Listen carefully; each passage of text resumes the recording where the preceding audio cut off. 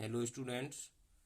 तो अगले क्वेश्चन के साथ क्लास 12th का क्वेश्चन है जो बोर्ड एग्जाम में 8 मार्क्स का आता है बेटा। ठीक है, और बहुत ही इजी क्वेश्चन है। ये क्वेश्चन है आपका फाइंड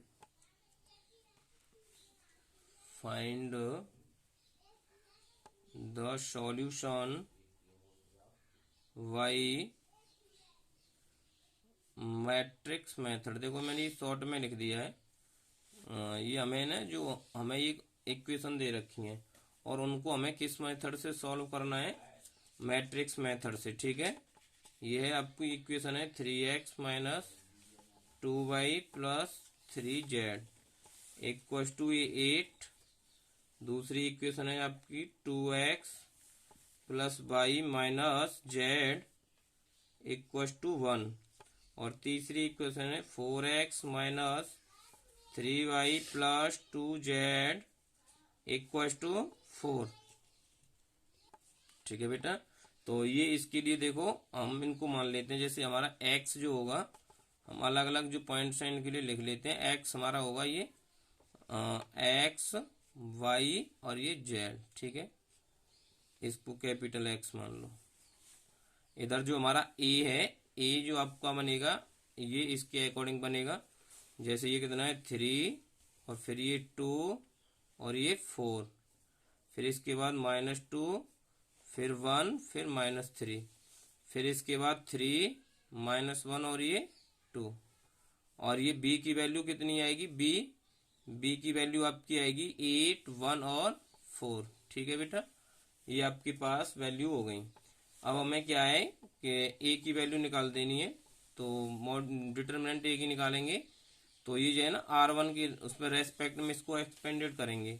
तो r1 के रेस्पेक्ट में इसको एक्सपेंडेड करो तो ये वाली रो और ये वाली कॉलम आएगा। तो देखो 3 और ये 2 बन जा 2 और ये माइनस माइनस प्लस के -3 प्लस। फिर आपके लिए देखो ये वैसे तो क्या आता है माइनस, और यहाँ पहले से ही माइनस है तो माइनस माइनस +2 हो गया।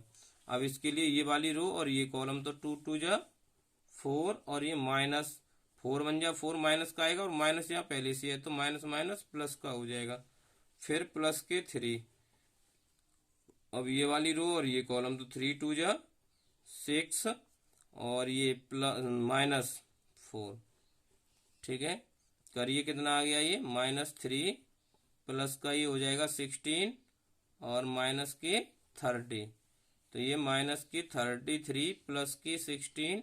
तो इस तरीके से आपका ये जो a है, ये डिटर्मिनेंट a, इसकी वैल्यू आ जाएगी -17। ठीक है, अब हमें क्या है कि इसके जो है एडजॉइंट निकालने हैं। ठीक है, तो ये एडजॉइंट निकालने के लिए हम क्या करेंगे कि ये हम इसकी जो है एडजॉइंट निकालेंगे। ठीक है, तो ये क्या आएंगे आपके, देखो पहले हम a11 और यहाँ a12 और ये a13। वैसे तो ये रो में होना चाहिए लेकिन मैं कॉलम में इसलिए लिख रहा हूँ कि जब हम एडजॉइंट लिखते हैं तो उसको हमें रिवर्स करके लिखना होता है। तो मैंने पहले ही इस वाली रो को कॉलम में चेंज कर लिया है। ठीक है, ऐसे आपके पास a21 और ये a22 और ये a23, फिर ये आपके पास आएगा a31 और ये a32 और ये a33। ठीक है, देखो इनको निकालने के लिए हम आपको देखो ये a11 निकालना है। तो देखो a11 तो यहीं से आ जाएगा। कितना आएगा a11 के लिए आपको आएगा -1, क्योंकि देखो ये हमारी ये तीनों यही निकले हुए हैं। तो देखो इसी तरीके से निकालेंगे तो -1 बचेगा। यहाँ से ये 4 और 4 a12 8 हो गए और ये -10 हो गए। अब साइन की बात कर रहे हैं तो जहाँ ऑड की कंडीशन आती है, अगर कंडीशन में इवन आ रहा है तो इवन वाली कंडीशन के लिए तो साइन जो है चेंज नहीं होते हैं, नो चेंज रहते हैं। ठीक है, और जो ऑड वाली कंडीशन होती है, अगर ये ऑड आ रहे हैं तो इनके लिए साइन चेंज हो जाता है, प्लस का जो है माइनस हो जाता है और माइनस का प्लस हो जाता है। तो देखो यहाँ तो देखो आपकी ये 1 और 2 3 हो रहे हैं तो यहाँ पे आपका साइन चेंज होगा। ठीक है, अब देखो a2, अब हमें ये a21 निकालना है। तो a2 के लिए ये दूसरी वाली तो रो और पहले वाला ये कॉलम, तो ये देखो 2 2 जा 4 माइनस का आएगा और ये माइनस माइनस तो ये प्लस के हो जाएंगे 9। देखो इसके लिए मैं एक को आपको निकाल के दिखा देता हूँ। एक सेकंड ध्यान से समझेंगे। देखिए जैसे हमें ये A21 निकालना है, इधर देख लें। A21 के लिए देखो क्या है, टू इसमें क्लियर कहा गया है कि A21,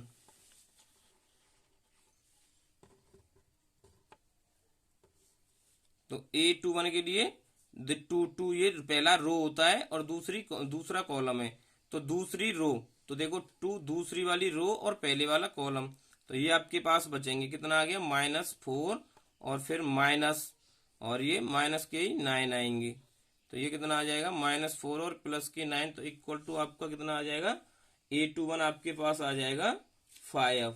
ठीक है, किसके देखो यहाँ A21 इक्वल टू 5 ऐसे निकाल लेते हैं।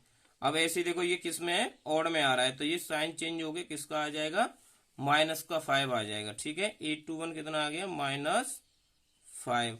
ऐसे ही अब A22, जैसे हम A22 निकालेंगे, A22 के लिए दूसरी ही रो और दूसरा ही कॉलम, तो ये 3 2 जा 6 और माइनस के 12 हो जाएगा। देखो 3 2 जा 6 और 4 3 जा 12, तो ये कितना आएगा -6 आएगा, तो इसको -6 ही लिखेंगे क्योंकि यहाँ A22 इवन वाली कंडीशन में साइन चेंज नहीं करते हैं। ऐसे ही देखो अगर A33 की बात करेंगे, A23 के लिए हम क्या करेंगे कि दूसरी रो और तीसरा कॉलम, तो ये -9 और ये माइनस माइनस प्लस के 8 आएगा, तो 823 वाली कंडीशन में ये क्या है कि माइनस का 1 बच रहा है, और -1 के लिए ये ऑड वाली कंडीशन है यहाँ पे, तो क्या है ये प्लस का 1 हो जाएगा। ठीक है, ऐसे ही अब A31 A32 ये सब निकाल सकते हैं। ठीक है, तो देखो A31, तो ये A3 और 1 के लिए माइनस माइनस,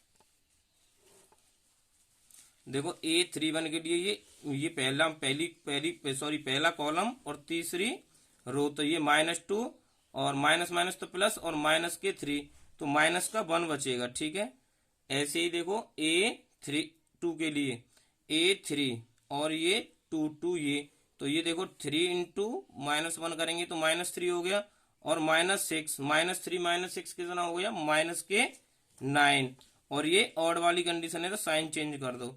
ऐसे ही A33 देखिए, A33 के लिए तीसरी रो और तीसरा कॉलम, 3 1 जा 3 और ये माइनस माइनस प्लस, 3 1 जा 3 और ये 2 2 जा 4 और माइनस के आएंगे, तो देखो ये 3 -4, तो क्या हो गया ये 3 और माइनस माइनस प्लस के 4, तो कितना आएगा 7। ठीक है, इस तरीके से ये आपके यहाँ तक वैल्यू निकल आई। ठीक है, अब इससे आगे करेंगे।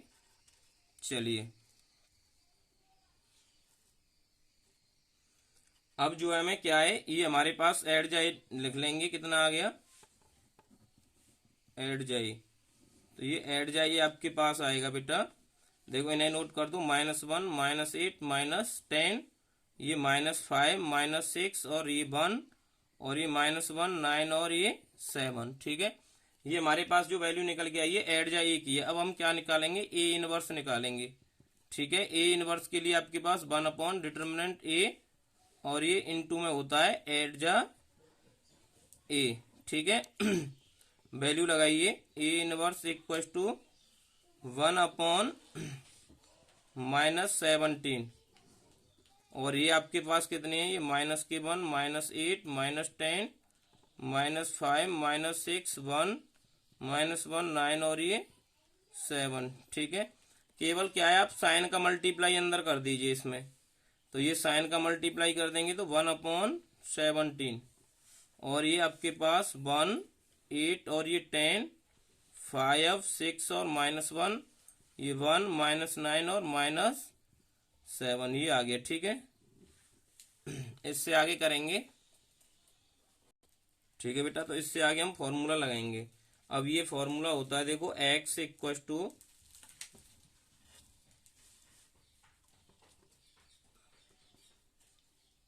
देखो ये होता है x equal to A inverse B, तो लगाइए यहां से।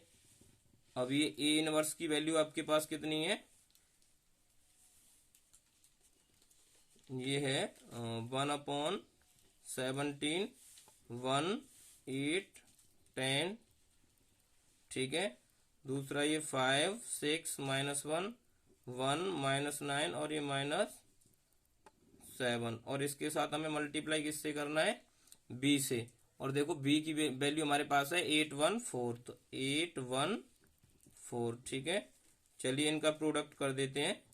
तो ये जब इनका प्रोडक्ट करेंगे तो कितना आएगा, देखो ये x की वैल्यू कितनी थी हमारी, x की वैल्यू थी हमारे पास x y और ये z। अब यहाँ से आगे करेंगे, ठीक है बेटा, करिए। तो ये आपके पास x y z, x y z। अब इनका प्रोडक्ट करो, 1/17 तो यही रहेगा, ठीक है। इनका मल्टीप्लाई कर लेते हैं। देखिए अब इस वाली रो का मल्टीप्लाई, इस वाली रो का मल्टीप्लाई इस कॉलम के साथ होगा। तो देखो कितना आएगा, 8 + 5 + 4। इसका मल्टीप्लाई कर दो, ये 8 + 6 माइनस, सॉरी, ये देखिए ये 8 × 8 64 होता है, ठीक है, मिस्टेक हो गई है। और यहाँ पे भी थोड़ी सी देखो, एक बार चेक कर लेते हैं। ये पहली वाली तो सही है, 1 8 जा 8, 5 बन जा 5, 4 बन जा 4, ठीक है। अब ये देखो 8 8 जा 64, 6 बन जा 6 और 9 4 जा 36। ऐसे इसका करो, 10 8 जा 80 और ये माइनस के 1 और 7 4 जा 28 माइनस के, ठीक है। ये इस तरीके से आपके पास वैल्यू निकल आई। अब ये देखो यहाँ से ये एक्स वाई जेड है, एक्स वाई और ये जेड, इनका मल्टीप्लाई देखो करेंगे, ये इन्हें जब सॉल्व करेंगे तो 13 कितना आ रहा है आपका, 9 और 9 और 8 17, 17 से 17 में डिवाइड देंगे 1। और ये कितना आ रहा है 70 में से 36 तो 34, 34 में 17 से डिवाइड देंगे 2। और ये कितना आ रहा है आपका 51, और 51 को 17 से डिवाइड देंगे तो 3। देखो मैं इधर आपको करके भी दिखा देता हूँ, जैसे कोई प्रॉब्लम हो तो देखो यहाँ कर लेते हैं। ये 1/17 और ये देखो ये कितना आ रहा था, 17 आ रहा है। और इन्हें जब सॉल्व करेंगे 34 आ रहा है, और इन्हें जब सॉल्व करेंगे तो ये 51 आ रहा है। अब जब इसमें 17 से डिवाइड देंगे तो ये 1 2 और 3। इस तरह से आपका x y z so value of x = 1, y = 2 and z = 3, ठीक है। इस तरीके से बेटा आपका ये सॉल्यूशन कंप्लीट हो गया। अगर किसी भी स्टूडेंट को कोई भी प्रॉब्लम हो तो पूछिएगा, ठीक है। Okay, thanks.